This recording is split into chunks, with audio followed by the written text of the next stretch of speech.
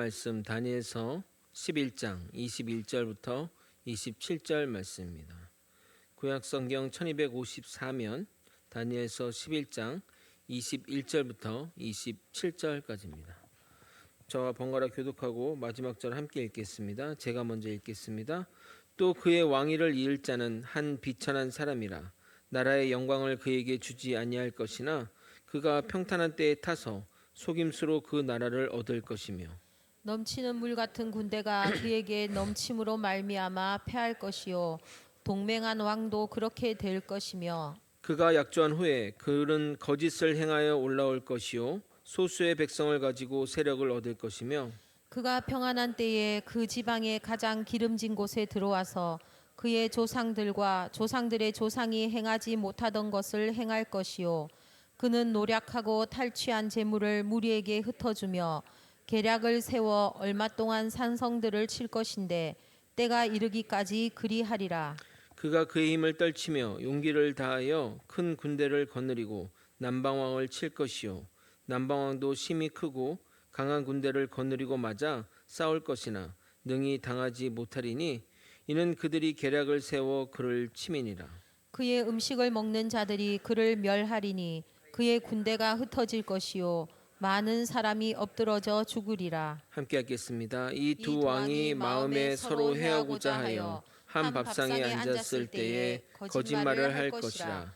일이 형통하지 못하니니 이는 아직 때가 이르지 아니하였으므로 그 일이 이루어지지 아니할 것임이니라. 아멘. 우리가 사는 이 세상은 눈에 보이는 것이 다가 아닙니다. 우리가 지금 숨쉬는 이 시간에도 영적 세계에서 사단과 천사와 믿는 자들을 놓고 싸우는 영적 전쟁이 치열하게 치러지고 있습니다. 에이, 그런 게 어디 있나요? 라고 치부한다면 정말 여러분은 중요한 것을 놓치고 사는 것입니다. 적을 알아야 우리가 영적 전쟁에서 승리할 수 있듯이 우리는 절대 방심하며 살아서는 안 될 것입니다. 그러나 여러분이 너무나 영적 전쟁에 대해 염려할 것이 없는 것은 우리에겐 최고의 무기인 말씀이 있기 때문입니다. 말씀으로 무장한다면 우리는 어떤 사단의 괴계에도 승리할 수 있습니다. 그러므로 저와 같은 목회자와 함께 말씀의 깊은 곳으로 나아가도록 애를 썼으면 좋겠습니다. 저희도 말씀을 잘 연구하여 여러분에게 좋은 말씀 전하고 말씀대로 사는 길을 여러분에게 인도하도록 하겠습니다. 오늘 읽은 성경 본문은 다니엘이 본 환상의 내용으로 실제 성취가 되기 무려 400년 전에 예언된 내용입니다. 그런데 다니엘의 다른 예언과 달리 너무 그 예언의 내용이 구체적이고 세세하게 기록되었습니다. 그런데 더 중요한 것은 그대로 다 성취가 되었다는 것입니다. 이전에도 다니엘의 예언이 정확하게 성취가 되어 진위 여부, 이게 사실이냐 아니냐에 대한 그런 것들에 의심받았는데 11장에 기록된 예언은 더 구체적으로 성취가 되어 성경의 기록을 믿지 않는 자들은 이 다니엘서를 예언된 역사가 이루어진 이후에 쓰여진 기록이라고 말합니다. 즉 다니엘이 아닌 후대의 다른 이가 다니엘인 척 속이고 현실을 보고 썼다는 겁니다. 이렇게 말하는 이유는 다니엘 시대에 다니엘이 직접 쓴 그 다니엘서 원본은 없고 후대에 그것을 보고 필사한 필사본만 남아있기 때문입니다. 예를 들어 제가 1940년에 6.25 전쟁이 1950년 6월 25일에 일어나며 그 구체적인 전쟁 상황을 말했다면 저는 후대의 예언가로 이름을 떨칠 것입니다. 물론 그 쓴 글이 1940년에 쓰여진 그 기록한 증거가 있어야 할 것입니다.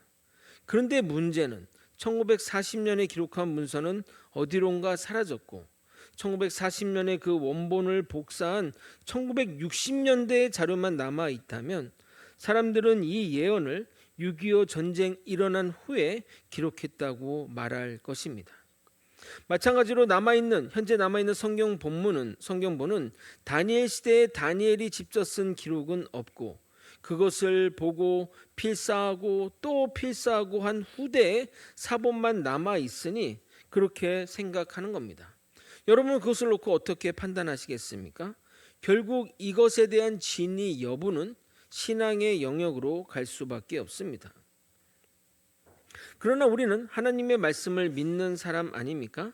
믿는 사람들은 이렇게 정확하게 기록하신 하나님의 놀라운 예언에 또 놀라고 또 놀라지 않을 수 없습니다. 이것을 깊이 묵상하면 하나님은 위대하다라는 생각이 드실 것입니다. 생각해 보십시오. 사람들은 취업이 될지 안 될지 점쟁이에게 점을 보러 가 그 50%의 확률, 될지 안 될지 그 50% 확률을 맞춰도 용하다, 막 여기 정말 대단하다 난리가 나는 수준인데 먼 미래를, 그리고 그렇게 먼 미래를 정확하게 알려주시는데 하나님이 하나님이심을 의심한다는 것은 말이 안 되지 않습니까? 오늘은 여러분과 다니엘이 받은 이 예언이 역사 속에서 얼마나 정확하게 성취가 되었는지 살펴보도록 하겠습니다. 그 사실만으로 하나님의 그 위대하심과 하나님의 만물의 주관자이심을 깊게 깨닫게 될 것입니다. 다음 주에는 그 하나님의 예언이 말하고자 하는 바가 무엇이며 예언의 의미를 살펴보도록 하겠습니다. 놀라운 하나님의 역사를 눈으로 보는 시간이 되길 예수님의 이름으로 소망합니다. 역사의 성취를 보려면 궁극적으로 역사의 내용을 다루지 않을 수 없습니다. 그러나 역사의 이야기를 하다 보면 이게 설교 시간인지 역사 시간인지 헷갈릴 수 있지만 대략적으로 몇 가지 중요한 사실을 살펴보며 성경 말씀과 역사의 말씀을 비교해 보도록 하겠습니다. 먼저 11장 1절부터 4절까지는 페르시아 멸망을 시킨 헬라 제국의 이야기가 나옵니다. 3절은 헬라 제국 왕 알렉산더를 말하는 겁니다. 그는 역사상 가장 전쟁을 잘하는 왕으로 소문이 났는데 더 이상 갈 수 없는 데까지 가겠다고 더 이상 갈 수 없는 데까지 가서 점령하겠다고 선포하고 원정에 나서게 됩니다. 그는 계속 동쪽으로 나아가 인도를 점령했는데 그 과정에 병을 얻어 고국으로 귀국하게 됩니다. 만약에 그가 그 인도에서 병이 나지 않았다면 중국을 넘어 우리나라까지 오지 않았을까 역사학자들은 평가합니다. 귀국 후 그는 시름시름 앓다가 죽게 되는데 그가 남긴 유언이 문제가 됩니다. 그는 자식이 둘이 있기 때문에 그 둘 중에 누구를 후계로 세울지 신하들이 묻자 아마도 알렉산더 대왕은 둘 중에 힘센 자식을 왕으로 세우라는 의미로 힘 있는 자가 차지하라 라고 유언하게 됩니다. 그런데 그의 부하들은 알면서 모른 척 그랬는지 아니면 진짜 그렇게 들었는지 알 수 없지만 그 이후로 왕권을 차지하기 위해 치열한 전쟁이 부하들 사이에서 벌어지게 됩니다. 안타깝게도 알렉산더의 이 애매한 유언 때문에 알렉산더의 아내와 두 아들은 처형당하는 불행을 겪게 됩니다. 3절과 4절을 읽어드리도록 하겠습니다. 장차 한 능력 있는 왕이 일어나서 큰 권세로 다스리며 자기 마음대로 행하리라. 그러나 그가 강성할 때 그의 나라가 갈라져 천하사방에 나뉠 것이나 그의 자손에게로 돌아가지도 아니할 것이요 또 자기가 주장하던 권세대로도 되지 아니하리니 이는 그 나라가 뽑혀서 그 외에 다른 사람들에게로 돌아갈 것이미로다. 제가 얘기했던 내용과 거의 똑같이 일치하지 않습니까? 알렉산더 왕 사후에 마게도냐 제국은 4명의 부하에 의해서 4개의 나라로 나뉘게 됩니다. 여기 그 그림에서 보듯이 그 황토색과 그 노란색 나라만 이제 우리가 집중해서 볼 겁니다. 이쪽 초록색이랑 빨간색은 그 예루살렘과 상관이 없기 때문에 그 얘기는 하지 않습니다. 4개 나라 중 다니엘서가 집중하는 것은 시리아와 팔레스타인을 지배한 셀루쿠스 왕조, 보이는 그림에서는 황토색 나라죠. 그리고 이집트를 지배한 프톨레미 왕조, 그림에서 보이는 노란색 나라입니다. 성경은 두 왕궁을 밑에 왕은 남방왕, 위에는 북방왕으로 지칭하며 예언을 진행해 갑니다.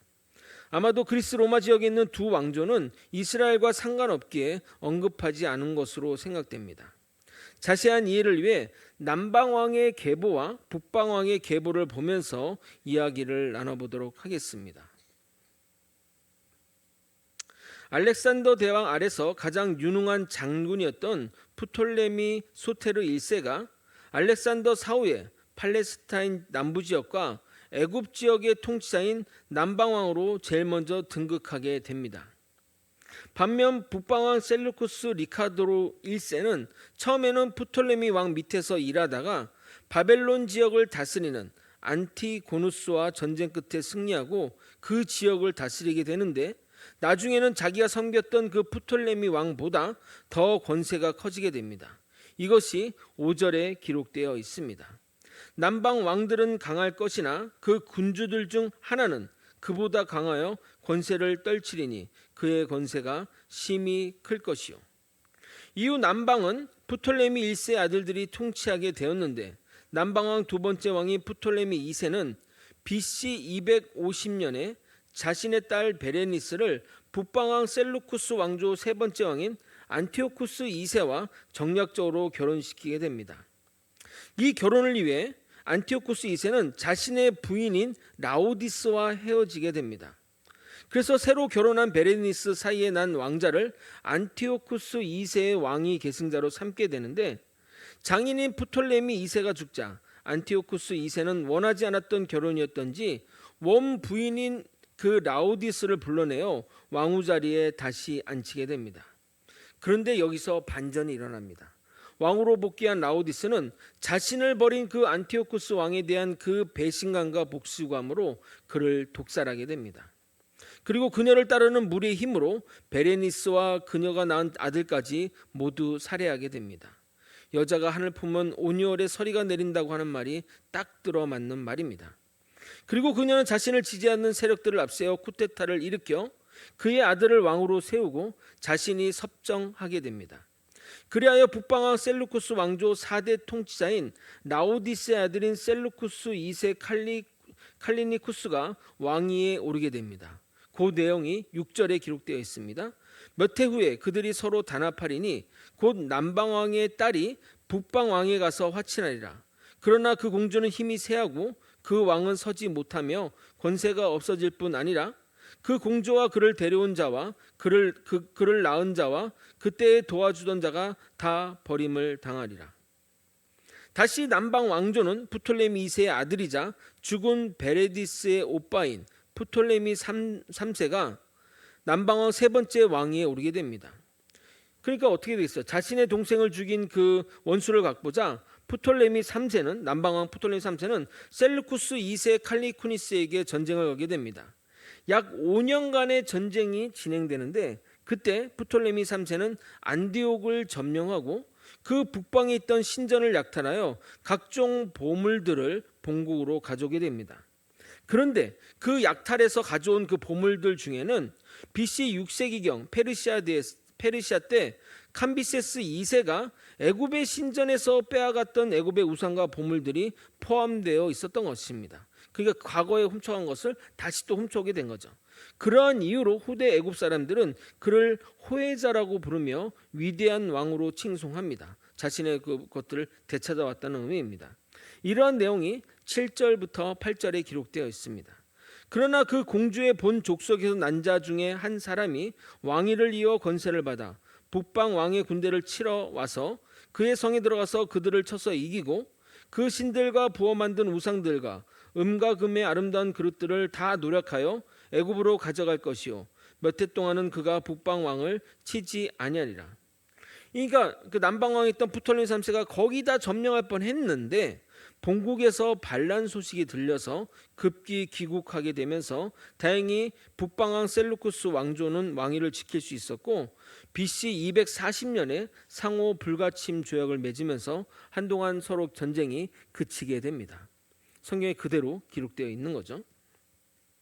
그리고 그의 아들들이 서로 침략과 방어와 침략을 반복하는 이야기가 10절부터 19절까지 기록되어 있습니다.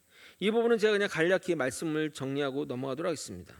먼저 프톨레미 3세에 이어 프톨레미 4세가 남방왕 네 번째 왕위로 즉위하여 전쟁의 주도권을 갖게 됩니다.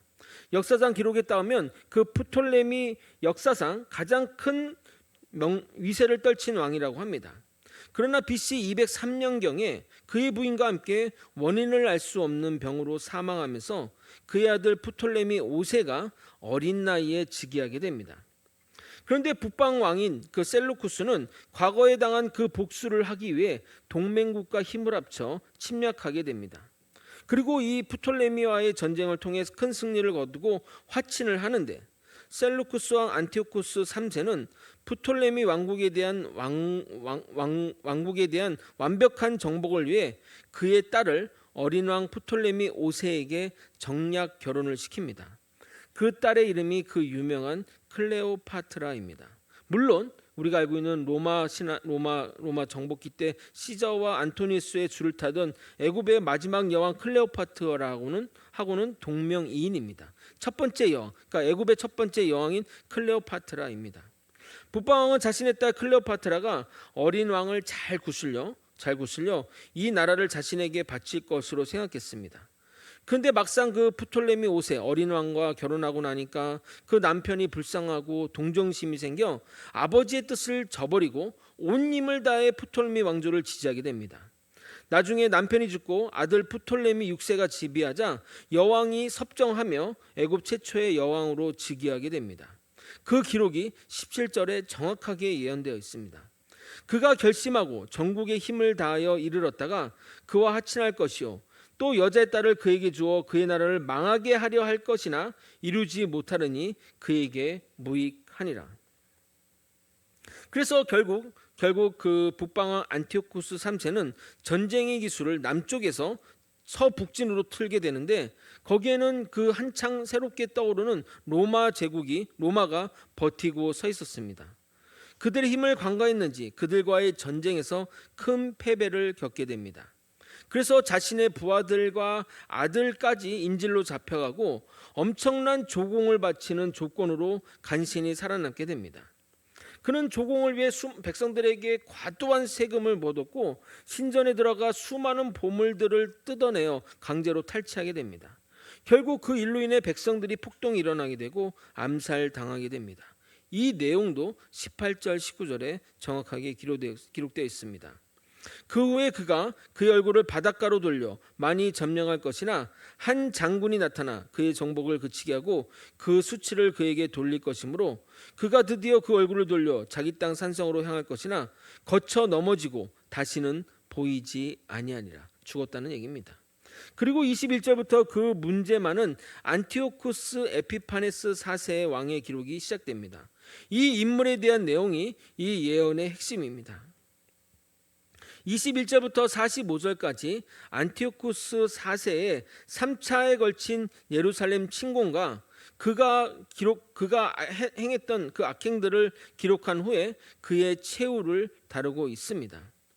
안티오쿠스 에피파나스는 북방왕 셀루쿠스 왕조의 8대 왕이자 안티오쿠스 3세의 셋째 아들이며 로마로 잡혀간 자 중에 한 명입니다. 그는 속임수를 부려 로마를 설득하고 그의 형이자 셀루쿠스 7대 왕 셀루쿠스 4세 아들 데메트리우스를 로마로 끌어들여 자신과 함께 로마의 인질이 되게 합니다. 그리고 갑자기 로마에서 형이 독살로 죽게 됩니다. 아마 그가 죽이지 않았을까 학자들은 얘기하는데, 어린 조카를 보호한다며 급히 귀국하여 오히려 그 조카를 암살하고 자신이 왕위에 오르게 됩니다. 그러니까 그 내용이 아까 되지도 못하는 인간이 됐다 얘기하는 게 그런 내용입니다. 그가 얼마나 교활하고 교만한지는 그의 이름에서 우리는 알 수 있습니다. 안티오쿠스 4세 에피파네스, 그러니까 다 앞에 이름은 그 집안의 이름이고 뒤에 이름을 자기 이름 썼지 않습니까? 이 에피파네스는 스스로 신격화한 표현입니다. 그리고 동전을 주저할 때 자신의 얼굴을 새기고 데우스 에피파네스, 즉 그 글자가 자신이 찬란한 신이라고 스스로 드높인 자입니다. 그런데 하나님은 21절에 오히려 그를 비천한 사람으로 이야기하고 있으니 얼마나 아이러니합니까? 그의 상대인 남방왕 클레오파트라가 낳은 프톨레미 6세가 되는데, 어린 나이에 왕이 되어 어머니가 한동안 섭정하지만 그가 장성하여 오래 빼앗겼던 땅을 빼앗고자 셀루쿠스 왕국의 영토를 침략하게 됩니다. 그런데 그 전투에서 오히려 안티오쿠스 4세가 대승을 거두게 됩니다. 그 결과 프톨레미 6세는 포로로 끌려오게 됩니다. 그러니까 이제 왕이 끌려갔으니까 이 왕조는 또 새로운 왕을 세워야 되지 않습니까? 그래서 그의 동생을 프톨레미 7세에게 왕위가 넘어가게 됩니다.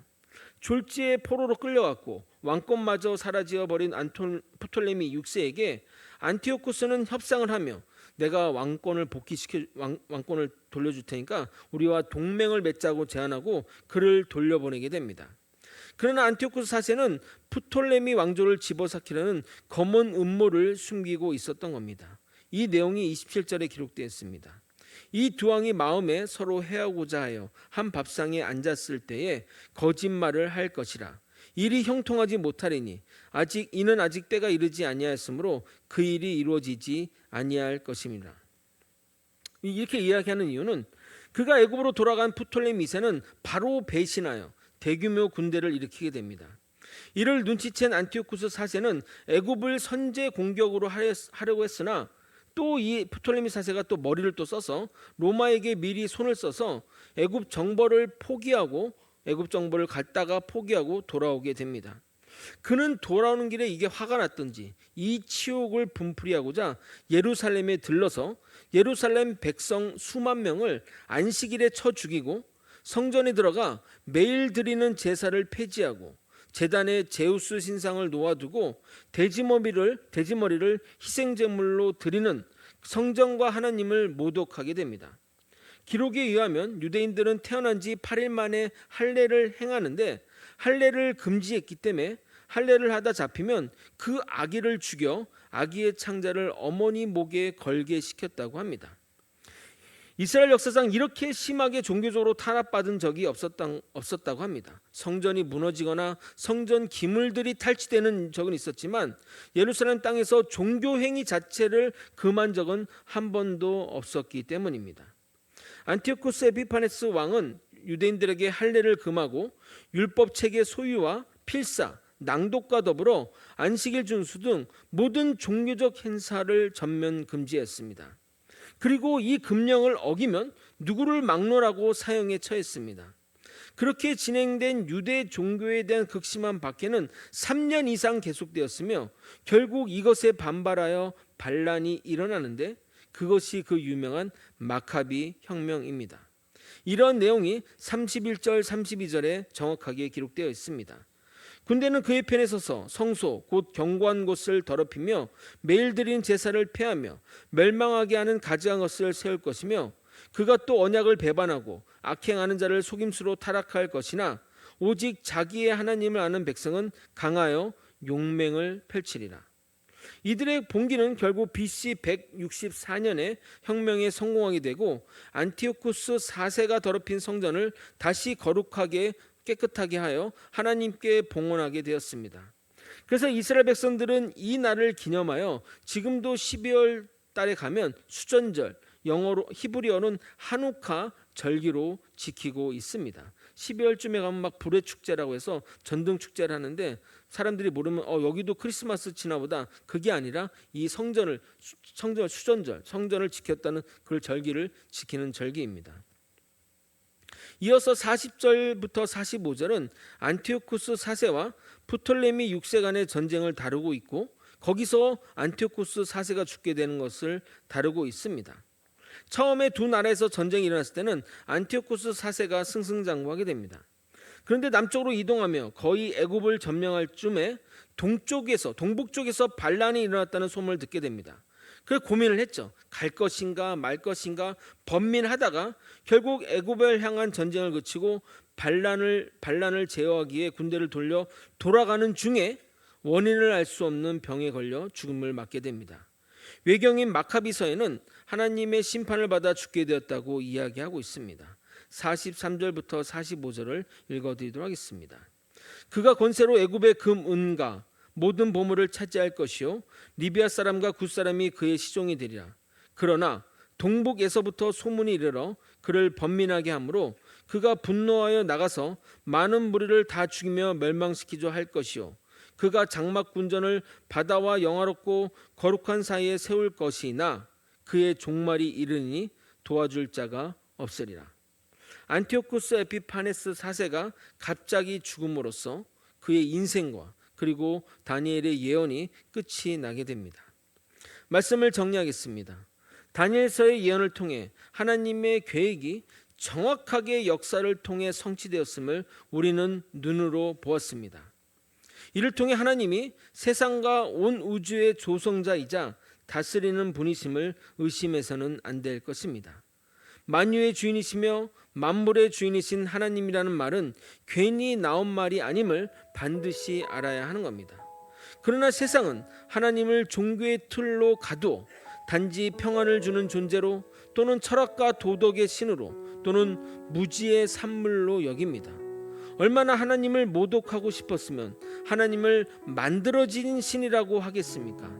제가 인형을 만들었는데 인형이 나를 만들었다고 말하는 것과 같은 것입니다. 물론 어느 정도는 이해가 됩니다. 어떻게 400년 후에 일어난 일을 지금 일어나는 일 것처럼 예언한지 믿어지지 않을 것입니다. 오히려 후대에 기록하였다는 것이 더욱 믿어지는 것이 당연합니다. 그들이 믿어지지 않듯이 우리는 그런 이유로 하나님이 하나님이심을 믿는 것입니다. 400년 후의 일을 정확히 보시고 그 일을 실행하시는 분이라면 그분은 우리의 하나님이 확실하십니다. 결국 이 진리는 종말의 때에 명확하게 밝혀질 것입니다. 만약 사실이라면 믿지 않는 자들은 땅을 치고 후회할 것이고, 만약 거짓이라면 믿는 자들은 속았다고 아쉬워하겠죠. 그러나 땅을 치고 후회하는 것으로 끝날 문제가 아님을 여러분은 잘 알고 계시지 않습니까? 만약 우리가 속았다면 아쉽지만 손해볼 것은 없습니다. 그러나 믿지 않는 자는 정말 큰일 날 것입니다. 이것은 영원한 생명의 문제이기 때문입니다. 절대 후회하지 않는 인생을 사는 저와 여러분이 되시길 예수님의 이름으로 축원드립니다. 우리의 삶에 함께 하시는 예수 그리스도를 찬양하고 기도의 자리로 나갔으면 좋겠습니다. 고단한 인생길 힘겨운 오늘도 예수 내 마음 아시네. 지나간 아픔도 마주할 세상도 예수 내 마음 아시네. 하루를 살아도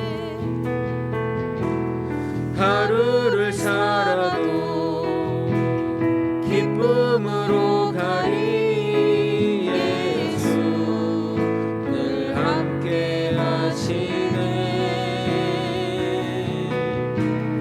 후회도 염려도 온전히 맡기리 예수 늘 함께 하시네. 믿음의 눈 들어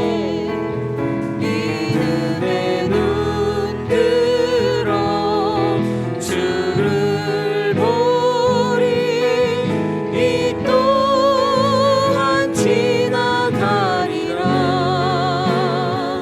주어진 내 삶의 시간 속에 주의 뜻 믿음의 눈 들어소서. 믿음의 눈 들어 주를 보리. 이 또한 지나가리라. 주어진 내 삶의 시간 속에 주의 뜻 알게 하소서. 하나님이 살아계신 하나님이심을 여러분에게 지정의를 통해서 알려드리고 있습니다. 여러분의 어떤 성령 가운데 주시는 음성을 따라 하나님이 살아계심을 믿는 것도 필요하고, 이렇게 지적인 사실을 통해서 우리가 하나님의 살아계심을 인정하고 또 받아들여야 할 것입니다. 세상 사람들은 이런 것들을 다 거짓이라 얘기하고 만들어낸 조작이라 하지만 결코 성경은 그렇게 만들어진 것이 아닙니다. 하나님의 명확한 그 예언의 말씀이 성취되고 그것을 우리가 눈으로 보고 확인하고 있는 것입니다. 어쩜 이렇게 정확하게 그 미래 일들을 이야기할 수 있겠습니까? 하나님이 하나님이시니 아니면 결코 있을 수 없는 것입니다. 이런 사실을 여러분의 이성을 통해 확실히 깨달으시고 하나님이 하나님이심을 믿고 살아가는 우리 모두가 되기를 소망합니다. 여러분의 선택이 결코 멸망의 때 후회하지 않은 선택이 될 것을 확신합니다. 다 함께 주님의 이름 부르고 통성으로 기도하시겠습니다. 주여! 하나님 아버지, 하나님 아버지, 믿음이 희귀해지고 아버지 하나님의 불신의 철학들이 아버지 과학들이 발달하고 있지만 우리는 여전히 하나님이 이 세상을 창조하시고 하나님이 마주떠는 믿고 사는 아버지 우리의 믿음의 백성들을 지켜주시고 보아주옵소서. 아버지 우리의 믿음이 우리의 선택이 틀리지 않았음을 종말의 때 분명히 확인하게 될 것입니다. 아버지여, 우리의 이 믿음을 통해 하나님이 살아계심을 경험하고 그 살아계신 하나님을 믿고 살아가는 것이 참된 축복임을 깨닫게 도와 주시옵소서. 세상은 예수를 부정하고 하나님을 부정하고 하나님의 거짓이라 하고 인간이 만들어냈다고 얘기하지만 아니요, 하나님은 하나님이시고 우리의 모든 주권자 되시며 모든 것의 만물의 창조주이십니다. 그 하나님을 믿으며 살아가는 믿음의 백성들 되게 도와주시고 아버지 우리가 정말 지정의를 벌면서 하나님을 깨달을 수 있도록 이끌어주시고 인도하여 주옵소서. 주님에 대한 믿음으로 굳건히 세워져 갈 수 있도록 인도하여 주옵소서.